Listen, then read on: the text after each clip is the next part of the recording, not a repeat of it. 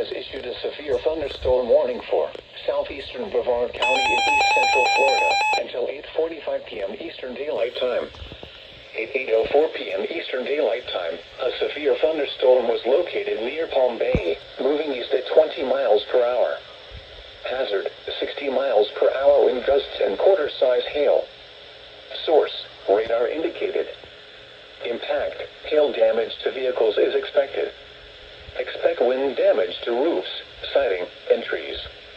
Locations impacted include Palm Bay, Melbourne, Malabar, Atlantic and Barefoot Bay. For your protection, move to an interior room on the lowest floor of a building.